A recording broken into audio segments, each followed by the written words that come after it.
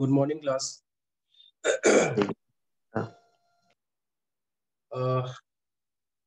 Last class में हम लोग प्रैक्टिकल क्वेश्चंस कर रहे थे profit and gain business profession से। इसमें ये जो क्वेश्चन है इलस्ट्रेशन 2 ये हम लोग देख रहे थे। यहाँ पर जैसे मैंने बताया था कि यहाँ पर मुझे आइडेंटिफाई करना होता है कि कौन से इनकम जिनको अलाउ किया गया है इनकम टैक्स में और कौन से एक्सपेंडिचर जिनको अलाउ किया गया है या फिर जिनको नहीं किया गया है, वो आइडेंटिफाई करना होता है आपको। आपके पास या तो प्रॉफिट एंड लॉस अकाउंट होगा या फिर इनकम एंड एक्सपेंडिचर। अगर आपका बिजनेस है तो प्रॉफिट एंड लॉस अकाउंट होगा, अगर कोई प्रोफेशन है तो उस केस में इनकम एंड एक्सपेंडिचर अकाउंट होगा। वहां पर आपको आइडेंटिफाई करना होगा कि कौन कौन सी एंट्री इनकम टैक्स एक्ट में अलाउ किया गया है, नहीं किया गया है। ठीक है, उसके हिसाब से उसके अकॉर्डिंग आपको फिर एडजस्टमेंट्स करने होते हैं। जैसे ये क्वेश्चन है, profit and loss account of Mister Raja for the year, एक सेकंड, हाँ, profit and loss account of Mister Raja for the year ending March 31st 2013 is as follows. यहाँ पर देखिए ओपनिंग स्टॉक है, परचेज ऑफ गुड्स है, depreciation है। अभी depreciation में मुझे देखना होगा कितना पार्ट अलाउ किया है इनकम टैक्स एक्ट में। उसके बाद सैलरी टू स्टाफ बिल्कुल पूरी तरीके से अलाउ किया जा रहा है। Rent of house used for his residential purpose, residential purpose के लिए अगर कोई आप हाउस प्रॉपर्टी यूज कर रहे हो तो वो अलाउड नहीं होगा। इसको आपको ऐड करना होगा प्रॉफिट में, क्योंकि इसकी वजह से क्या हुआ, जो रेंट आप पे कर रहे हो रेसिडेंशियल पर्पस के लिए, जो हाउस प्रॉपर्टी आप यूज कर रहे हो और वहां पे जो रेंट पे कर रहे हो, और उसकी एंट्री आपने प्रॉफिट एंड लॉस के डेबिट साइड में दिखा दी, जिसकी वजह से आपका प्रॉफिट 1,20,000 से कम हो गया है। ठीक है, उसके बाद अदर एक्सपेंसेस, अदर एक्सपेंसेस में देखते हैं क्या क्या चीजें हैं आगे। नेट प्रॉफिट आपका आ रहा है 8,84,848। यहाँ पे कुछ एडिशनल इंफॉर्मेशन है। देखिए, other expenses include 304 rupees on account of income tax act, sorry income tax paid for the year. तो इनकम टैक्स बिल्कुल भी अलाउ नहीं होता, इनकम टैक्स, वेल्थ टैक्स, कोई भी ऐसा टैक्स यहाँ पर बिल्कुल आप दिखा नहीं सकते हो, तो उसको आपको ऐड करना पड़ेगा। Depreciation on plant and machinery computed as per provisions of section 32 comes to, अभी अगर मैं डेप्रिशिएशन की बात करूं तो जो अलाउड पार्ट है वो है 50,252। कैसे वो आइडेंटिफाई करते हैं वो मैं ऑलरेडी आप लोगों को बता चुका हूँ। ठीक है, कैसे डेप्रिशिएशन कैसे कंप्यूट करते हैं, कैसे कैलकुलेट करते हैं, अलग अलग ब्लॉक है, अलग अलग वहाँ रेट ऑफ डेप्रिशिएशन है, किस तरह से उनका डेप्रिशिएशन कंप्यूट करना है वो ऑलरेडी हम लोग बता चुके हैं, मैं बता चुका हूँ। और ये क्वेश्चन में डायरेक्ट दे दिया गया है। कुछ क्वेश्चंस होते हैं जहां पर नहीं दिया रहता, वहां पे आपको कैलकुलेट करना होता है। ठीक है, तो अब देखते हैं कैसे इसको सॉल्व करना है, कैसे कंप्यूट करना है।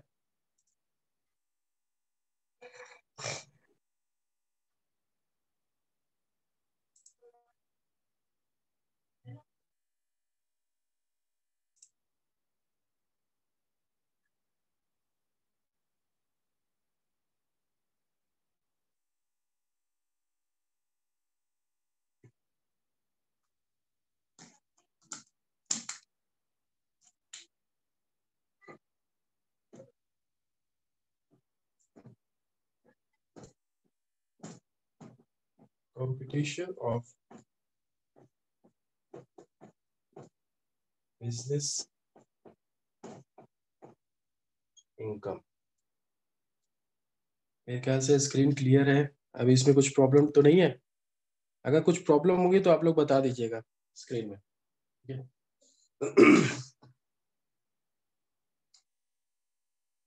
तो यहाँ पर क्या करेंगे, इस तरह कंप्यूट करेंगे तो सबसे पहला जो काम होता है वो क्या होता है, जो प्रॉफिट है आपका as per profit and loss account, net profit, net profit as per profit and loss account, ये है आपका 8,84,848। 848 रुपीज। ठीक है, सिंपल है। अभी क्या करना है इसमें, अच्छा आप पूरा फॉर्मेट बनाना, मतलब कि इधर पर्टिकुलर ये अमाउंट इस तरह से फॉर्मेट बनाना, जैसे मैं कर रहा हूँ वैसे करना नहीं है। ठीक है, उसके बाद आपको ऐड करना है यहाँ पर कि जो जो ऐसे एक्सपेंडिचर्स पहले आइडेंटिफाई करने हैं जो अलाउ नहीं किए हैं इनकम टैक्स एक्ट में, और उनको फिर इधर आपको ऐड कर देना है, नेट प्रॉफिट जो आपका है उसमें ऐड कर देना है।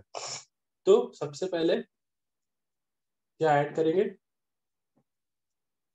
Income tax paid, income tax paid कितना है, इनकम टैक्स कितना पे किया, 304 रुपीज। इसके बाद क्या ऐड करेंगे, जो आपने रेंट पे कर रहे हो, रेसिडेंशियल पर्पस के लिए हाउस प्रॉपर्टी यूज कर रहे हो और वहां पर रेंट पे कर रहे हो, ठीक है, वो भी बिजनेस इनकम में अलाउ नहीं है, वो भी आपका इनकम टैक्स एक्ट में under the head profit and gain business profession में अलाउड नहीं है, तो उसको भी आप यहाँ पर प्रॉफिट में ऐड कर दोगे। Rent, rent of house used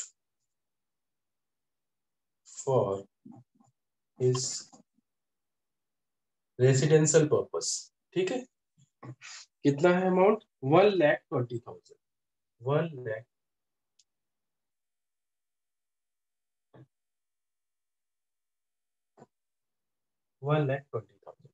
ठीक है, अभी क्या बचा, अभी देखिए क्वेश्चन में और कुछ नहीं बचा है, और सारी चीजें तो अलाउड है, चाहे मैं ओपनिंग स्टॉक की बात करूं, परचेजेस की बात करूं, या फिर सैलरी की बात करूं, अदर एक्सपेंसेस में जो पार्ट डिसअलाउड था वो मैंने ऐड कर दिया, यानी कि इनकम टैक्स। और बाकी और बचा क्या, डेप्रिसिएशन, और कुछ नहीं बचा, केवल डेप्रिसिएशन बचा हुआ है। यहाँ पर जो डेप्रिसिएशन जो डेबिट किया गया है प्रॉफिट एंड लॉस अकाउंट में, वो अमाउंट है 84,252 रुपीज, लेकिन जो जितना अलाउड पार्ट है वो है 50,252 रुपीज। ठीक है, तो दो चीजें हो सकती है, जैसे मैंने पहले भी बताया, यहाँ पर जो डिफरेंस है आप उसको केवल ऐड कर दीजिए, या फिर जो मतलब सही तरीका है वो ये है कि आप पहले पूरा पूरा अमाउंट जितना भी डेप्रिसिएशन, जितना भी आपने डेबिट साइड में डेप्रिसिएशन दिखाया हुआ है वो पूरा पूरा आप ऐड करो, और बाद में जितना अलाउड पार्ट है वो आप लेस कर दो। ठीक है, आंसर दोनों तरीके से सेम वही आना है। तो आप क्या करना है, जो डेप्रिसिएशन है, डेप्रिसिएशन वो पूरा पूरा आपको ऐड कर देना है, कितना, 84,252 रुपीज। ठीक है, तो इस तरह से ये हो गया, ऐड वाला पार्ट हो गया। अभी लेस क्या करना है, इधर ही कर देंगे लेस,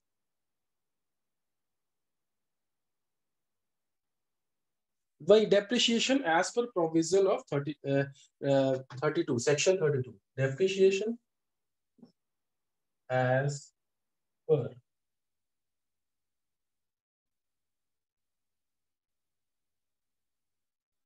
प्रोविजन ऑफ सेक्शन 32। ठीक है, ये आपका अमाउंट है जो क्वेश्चन में दिया हुआ है। ये अमाउंट कई बार हो सकता है आपको कैलकुलेट करना पड़े, मगर यहाँ पर क्वेश्चन में दे दिया है कितना, 50,250, ये आपको माइनस करना। ठीक है, इतना अभी आपका प्रॉफिट है, इसमें से ये सारी चीजें, ये प्लस, ये प्लस, ये प्लस, ये ऐड करना, और ये माइनस। ठीक है, इतना कैलकुलेशन करने के बाद जो आपके बिजनेस इनकम होगी,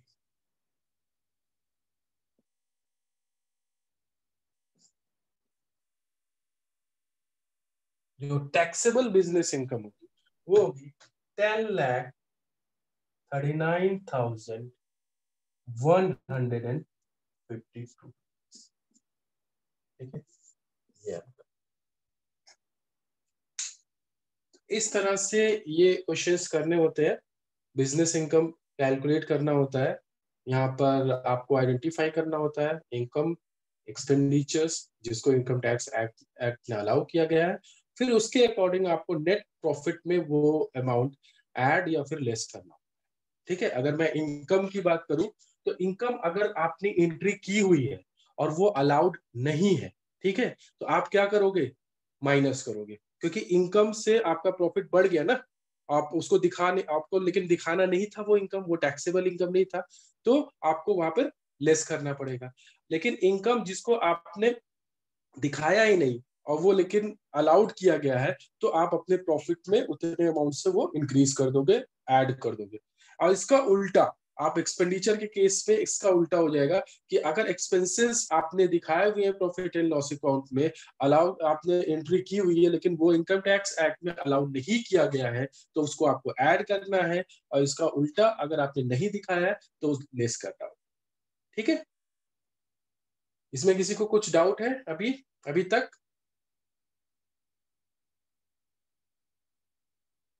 चलो ठीक है, मैं ये मान के चलता हूँ कि नो नहीं है। सर। ठीक है, फाइन। एक क्वेश्चन और करेंगे बिजनेस प्रोफेशन का, ठीक है। बाकी कुछ क्वेश्चंस मैं आप लोगों को दे दूंगा उधर गूगल क्लासरूम पे। अच्छा, आप लोग देखते हो कि नहीं गूगल क्लासरूम? इधर मैंने काफी नोट्स वगैरह अपलोड किए हुए हैं। वहाँ पीपीटी जितनी भी मैंने अभी तक कराई है, सारा पीपीटी मैंने अपलोड कर दिया है।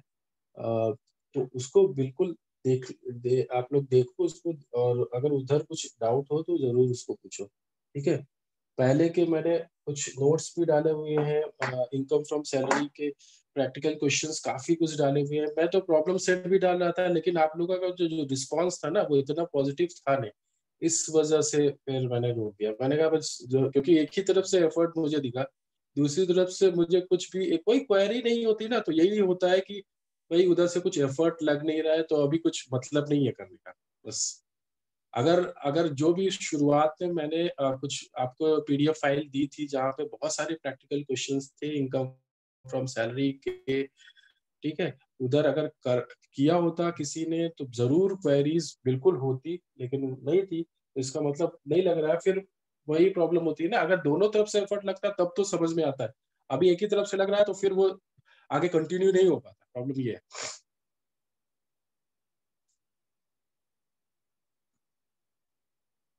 चलो फिर नेक्स्ट क्वेश्चन देखते हैं। कुछ ऐसा ही क्वेश्चन है, इसी से थोड़ा मिलता जुलता, बस थोड़े दो चार पॉइंट्स इसमें और हैं, देख लेते हैं। मैंने ये फाइल ऑलरेडी मैंने शेयर किया था लास्ट क्लास में, ठीक है, वही क्वेश्चन देखते हैं। हाँ, ये है। तो लगभग अमाउंट सेम है, लेकिन कुछ इन्होंने कुछ एंट्रीज यहाँ पर इन्होंने बढ़ा दी है, जैसे कि प्रॉफिट, वही प्रॉफिट एंड लॉस, देखिए आपको स्क्रीन पर दिख रहा होगा, प्रॉफिट एंड लॉस अकाउंट है आपका ये। यहाँ पर ओपनिंग स्टॉक है, परचेज ऑफ गुड्स है, कुछ नहीं करना है। डेप्रिसिएशन है, वही चीज, डेप्रिसिएशन में देखना है कितना पार्ट अलाउड है। उसके बाद सैलरी टू स्टाफ कुछ नहीं। Insurance premium paid for the plant, देखते हैं इसका क्या हो सकता है। उसके बाद अगर कुछ इसमें एडजस्टमेंट होंगे तो होंगे, नहीं तो मेरे ख्याल से इसमें कुछ होना नहीं है। नेक्स्ट, कैपिटल एक्सपेंडिचर, ठीक है, कैपिटल एक्सपेंडिचर देखते हैं, एडजस्टमेंट पहले देख लेते हैं, फिर बाद में डिस्कस करेंगे, क्योंकि एक्सपेंडिचर एडजस्टमेंट देखने के बाद ये सारी चीजें क्लियर होंगी। उसके बाद capital expenditure for repairing the factory building 1,20,000। Municipal taxes of the factory, ठीक है, टैक्सेस देखते हैं टैक्सेस का क्या हो सकता है, क्योंकि फैक्ट्री के लिए टैक्स पे कर रहे हो तो ये तो अलाउड होना चाहिए, क्योंकि आपके बिजनेस से रिलेटेड टैक्स है। लेकिन इनकम टैक्स आपका बिजनेस से रिलेटेड नहीं था होता, लेकिन ये आपका जो म्यूनिसिपल टैक्स है ये तो फैक्ट्री से रिलेटेड है, आपके बिजनेस से रिलेटेड है। देखते हैं एडजस्टमेंट्स, देखते हैं, फिर उसमें भी क्लियर होगा। उसके बाद rent of office building paid to his brother, ठीक है, रेंट ऑफ ऑफिस बिल्डिंग, जो ऑफिस बिल्डिंग है अभी, ये तो भाई रेंट जो पे कर रहे हैं ऑफिस बिल्डिंग के लिए यानी बिजनेस से रिलेटेड है, लेकिन किसको पे कर रहे हैं, पेड टू हिज ब्रदर। तो वो फिर देखना पड़ेगा यहाँ पर कि फेयर रेंट कितना है। फिर फेयर रेंट से अगर ज्यादा है ये अमाउंट, तो जितना ज्यादा अमाउंट होगा ये, वो आपका डिसअलाउड हो जाएगा, ठीक है। उसके बाद क्योंकि आपका रिलेटिव है, तो आप उधर ज्यादा एक्सपेंडिचर दिखाकर अपने प्रॉफिट को कम कर सकते हो, ठीक है। और आपका प्रॉफिट कम होगा तो टैक्स लायबिलिटी भी कम होगी। उसके बाद अदर एक्सपेंसेस में देखते हैं, अदर एक्सपेंसेस में क्या क्या चीजें हैं, एडजस्टमेंट्स देखते हैं। हाँ, यहाँ पर देखिए एडजस्टमेंट्स आप लोग को दिख रहा होगा। Other expenses include 304 rupees on account of income tax paid for the year. ठीक है सॉरी। तो इसका तो हम लोग ने देख ही लिया already. Depreciation on plant and factory building concluded as per provision of 32 comes 50,252। और फिर the fair rent of office building is 1,52,000। तो fair rent जैसे अभी मैंने बताया था, rent of office building paid to his brother वो अमाउंट है 1,84,000। लेकिन जो फेयर रेंट है उस बिल्डिंग का, जो फेयर रेंट है वो है 1,52,000। ठीक है, तो 1,52,000 कम अमाउंट है। तो जितना भी ज्यादा आप दिखा रहे हो, मतलब ये हो गया अराउंड 22,000, 50 नहीं 32,000। ठीक है, तो 32,000 ये आप ज्यादा अपने प्रॉफिट एंड लॉस अकाउंट के डेबिट साइड में दिखा रहे हो, तो ये आपका अमाउंट डिसअलाउड हो। ठीक है, तो जो है इसको आपको क्या करना है, इसको आपको प्रॉफिट एंड लॉस में ऐड कर देना, जो प्रॉफिट आपका होगा उसमें से ऐड कर देना है। ठीक है, उसके बाद next, out of municipal tax of ₹60,000, 45,000 was paid before the due date of filing the return of the previous year 2012-13, and the balance of 15,000 was paid in December 13। ठीक है, यहाँ पे प्रॉब्लम क्या है, 60,000 रुपए म्यूनिसिपल टैक्स तो है, लेकिन जो पे किया गया वो 45,000 पहले पे किया गया रिटर्न फाइल करने से, और 15,000 15,000 रुपए वो रिटर्न फाइल करने के बाद पे किया गया।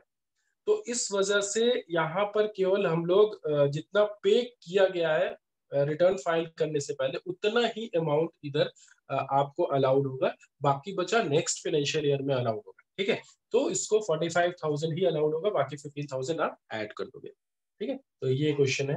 देखते हैं फिर यहाँ पे क्या करना है, आप करके देखते हैं।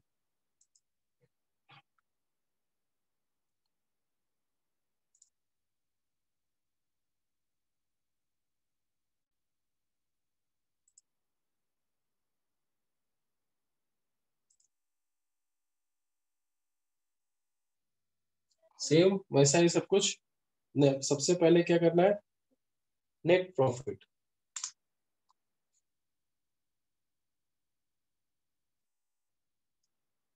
एक सेकंड, हाँ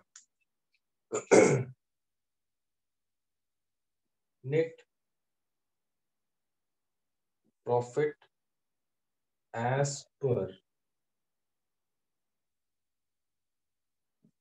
प्रॉफिट एंड लॉस अकाउंट। तो आपका क्वेश्चन में दिया गया कितना, 7,00,000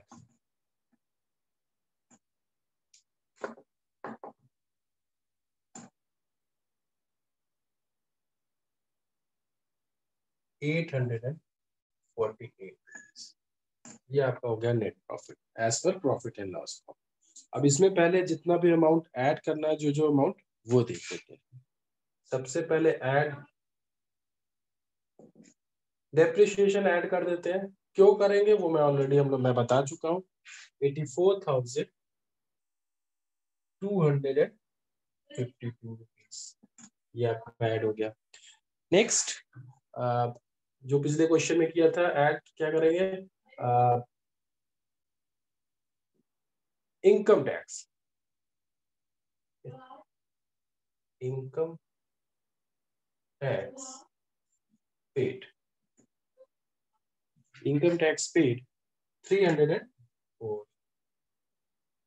next, rent of office building paid to his brother in excess of the fair rent. मतलब कि कितना अमाउंट ज्यादा था, जैसे अभी मैंने बताया 1,52,000, ये इतना अमाउंट अलाउड है। मतलब कि फेयर रेंट जो आपका है वो है 1,52,000, और जो एंट्री की गई है जो प्रॉफिट एंड लॉस अकाउंट के डेबिट साइड में दिखाया गया अमाउंट वो है 1,84,000। ठीक है, तो 1,84,000 आप दिखा रहे हो और पे कर रहे हो किसको, पे टू हिज ब्रदर, अपने भाई को पे कर रहे हो 1,84,000, जो भी एसएससी वो पे कर रहा है। लेकिन का जो फेयर रेंट है, उस बिल्डिंग का जो फेयर रेंट है वो है 1,52,000। तो जितना भी ज्यादा आप दिखा रहे हो वो आपका डिसअलाउड हो जाएगा, वो आपको इधर ऐड करना पड़ेगा। ठीक है, रेंट पे, यहाँ पे क्या 1,00,000, कितना अमाउंट है 1,84,000, ये आपने दिखाया हुआ है। और जो आपका फेयर रेंट है वो है 1,52,000, यानी कि 32। ठीक है, अभी और क्या है, हाँ नेक्स्ट आप देखिए एक एंट्री थी कैपिटल एक्सपेंडिचर। जैसे मैंने बताया था आपको कि कैपिटल एक्सपेंडिचर, ज्यादातर जो कैपिटल एक्सपेंडिचर होते हैं वो बिजनेस इनकम में इंक्लूड नहीं किए जाते, सॉरी बिजनेस एक्सपेंडिचर्स में आप इंक्लूड नहीं करते हो। ठीक है, आप उसको अलाउड नहीं किया गया। देखिए दो तरह के, रेवेन्यू एक्सपेंडिचर और कैपिटल एक्सपेंडिचर। जहां मैंने एक बार आप लोगों को बताया भी था क्लास में कि रेवेन्यू एक्सपेंडिचर, ज्यादातर जो रेवेन्यू एक्सपेंडिचर है उनको अलाउ किया गया। रेवेन्यू एक्सपेंडिचर कैसे, जैसे रेंट आप पे कर रहे हो, सैलरी आप पे कर रहे हो, ये सारे रेवेन्यू एक्सपेंडिचर। और जो आपके कैपिटल एक्सपेंडिचर्स है, ज्यादातर जो कैपिटल एक्सपेंडिचर्स है उनको आप नहीं दिखा सकते, उनको अलाउ नहीं किया गया, कुछ केसेस को छोड़ के। ठीक है, वो कौन से केसेस है वो आगे हम लोग देखेंगे अगर कुछ आया तो। ठीक है, बाकी कैपिटल एक्सपेंडिचर अगर आपको दिख रहा है तो आपको उसको अलाउ नहीं करना है, आपको उसको प्रॉफिट, जो भी आपका प्रॉफिट है उसमें ऐड कर देना है, ऐड कैपिटल एक्सपेंडिचर।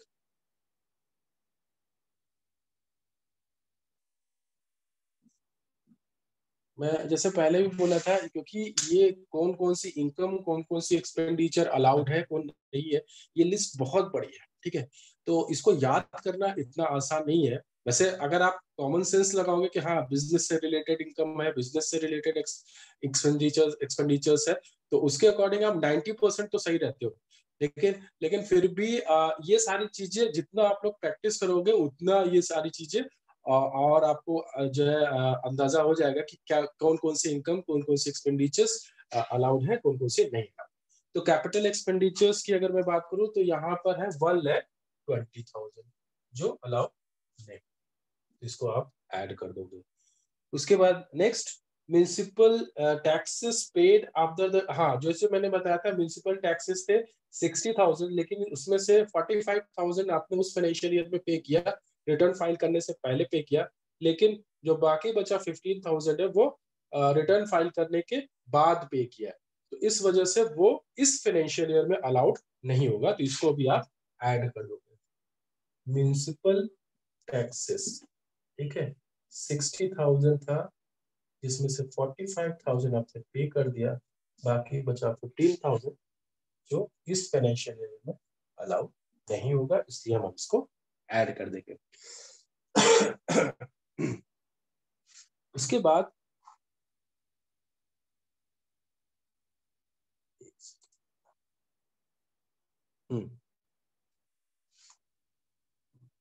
इसके बाद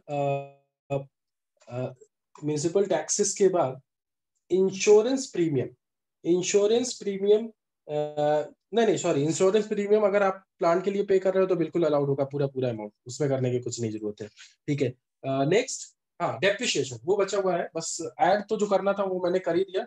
और इंश्योरेंस प्रीमियम तो आपने, क्योंकि पेड फॉर प्लांट, प्लांट के लिए आप इंश्योरेंस प्रीमियम पे कर रहे हो, तो वो तो बिजनेस से रिलेटेड है, तो ठीक है वो बिल्कुल पूरा तरीके से अलाउड होगा। और बाकी जो है अभी ऐड वाला पार्ट हो गया, अब लेस क्या करना है, वही सेम डेप्रिशिएशन जितना अलाउड है, depreciation as per provision of section 32, 50,000, 200 and 252, ये आप माइनस कर दोगे, ये ऐड होना, ये ऐड, ये ऐड, ये ऐड, ये भी और ये माइनस। ठीक है, इतना कैलकुलेशन करने के बाद जो आपकी बिजनेस इनकम होगी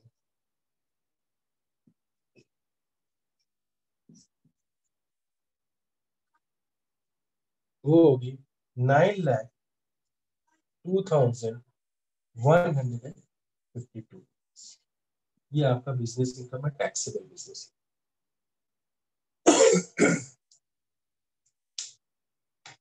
क्लियर है अभी को?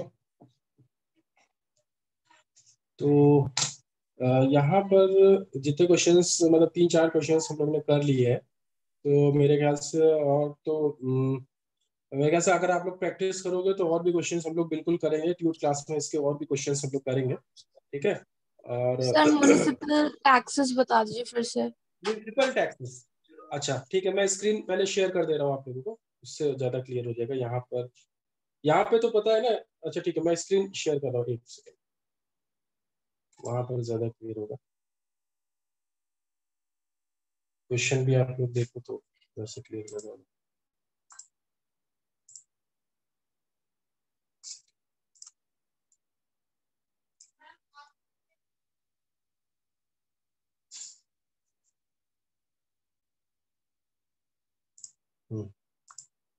हाँ, यहाँ पर देखिए क्वेश्चन में दिख रहा है municipal taxes of the factory. तो आप फैक्ट्री, जो भी असेसी है, जो उसकी फैक्ट्री है, उसके लिए उनको म्युनिसिपल टैक्सेस पे करने पड़। ठीक है, तो म्युनिसिपल टैक्सेस जो पे करने पड़ रहे हैं वो अमाउंट है 60,000, 60,000 रुपए।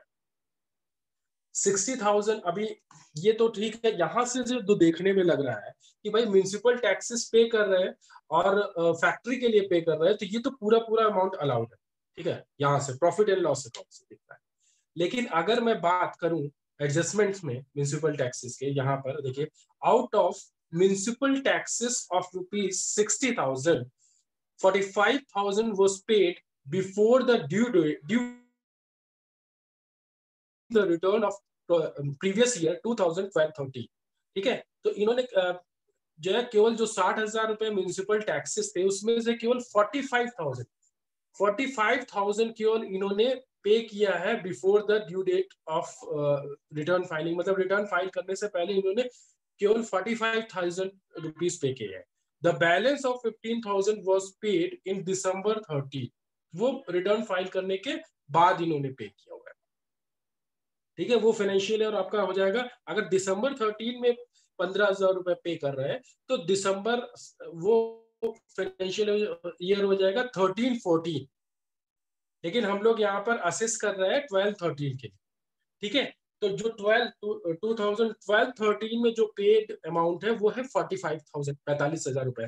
तो 45,000 को ही यहाँ पर इस फाइनेंशियल ईयर में अलाउड होगा। ठीक है, बाकी बचा 15,000 रुपए हम लोग नेक्स्ट ईयर दिखा सकते हैं, अभी नहीं दिखा सकते उसको। ठीक है, तो इसीलिए मैंने क्या किया है, इसीलिए मैंने जो भी अभी, लेकिन प्रॉफिट एंड लॉस अकाउंट की अगर मैं बात करूं तो यहाँ तो पूरा पूरा 60,000 रुपए दिख रहा है। तो 60,000 में से 60,000 में से 45,000 इस फाइनेंशियल ईयर के अलाउ, इस फाइनेंशियल ईयर के लिए अलाउड है। तो उतना अमाउंट आप जो है माइनस कर दोगे, 45,000, जो बचा हुआ 15,000 है वो आप प्रॉफिट में ऐड कर दोगे। ठीक है, क्योंकि वो डिस अलाउड है, वो नेक्स्ट ईयर के लिए अलाउड। ठीक है, क्लियर है? यस। तो जैसे मैं बोल रहा था कि भाई अभी इसके और भी क्वेश्चंस तो हैं, लेकिन वो हम लोग ट्यूट क्लास में देख लेंगे। और मैं उधर गूगल क्लासरूम में भी डाल दूंगा, उधर भी आप लोग करने की कोशिश करना। अभी पहले ये जो क्वेश्चंस मैंने कराया इसको एक बार जरूर करने की कोशिश करना। ठीक है, ये 3-4 क्वेश्चंस मैंने कराए हुए, इसको जरूर करना। उसके बाद फिर अगर इसमें फिर कुछ प्रॉब्लम होती है तो उसको हम लोग डिस्कस करेंगे ट्यूट क्लास में, और कुछ क्वेश्चंस भी डिस्कस कर लेंगे। बाकी अभी 4 मिनट है, कोई प्रॉब्लम नहीं, 4 मिनट है तो हम लोग जो है नया चैप्टर स्टार्ट कर देते हैं। ठीक है, बाकी जो है शुरू तो कर ही देते हैं। क्योंकि ये जो यूनिट था इसमें हम लोगों ने बहुत ज्यादा टाइम ले लिया, लेकिन ये लेंदी यूनिट था। ये आपका जो यूनिट है यूनिट 2, यहाँ पर आपका 70% या 60% बोल सकते हैं, 60-70% कोर्स आपका यूनिट 2 में ही है। बाकी यूनिट 1, 3, 4 कुछ नहीं है, ज्यादा कुछ नहीं है, मतलब है थोड़ा बहुत लेकिन बहुत ज्यादा कुछ नहीं। 35-40% ही है बाकी के 3 यूनिट। एक यूनिट में ही पूरा 60-70% पार्ट आपका एक ही यूनिट में, यूनिट 2। और यही सबसे इंपॉर्टेंट यूनिट यही आपके है।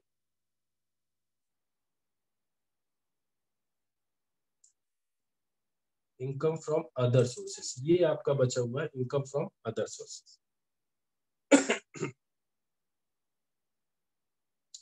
इनकम फ्रॉम अदर सोर्सेस से मतलब है, जैसे कि हम लोग मैंने बताया था, there are 5 heads income. Income from salary, income from house property, income from ये आपका कैपिटल गेन, उसके बाद बिजनेस प्रोफेशन, ठीक है। तो इसके अलावा कोई भी इनकम अगर आपको हो रही है, इसके अलावा, जैसे आपको पता है कि इनकम फ्रॉम सैलरी में कौन कौन सी चीजें हैं जो जाती है, हाउस प्रॉपर्टी, कैपिटल गेन, और ये फिर बिजनेस प्रोफेशन, क्या क्या चीजें आप इंक्लूड कर सकते हो। तो इनके अलावा अगर आपको कोई भी इनकम हो रही है किसी भी सोर्स से, वो सारी इनकम आपकी अदर सोर्सेज में आती है। तो यहाँ आइडेंटिफाई करना बहुत आसान है। मतलब आपको बस ये देखना है कि वो आपके जो 4 हेड है उनसे रिलेटेड है कि नहीं। अगर रिलेटेड है तो उधर जाएगा, अगर नहीं रिलेटेड है तो अदर सोर्सेस, ठीक है। बाकी कुछ प्रोविजंस है वो भी देख लेंगे।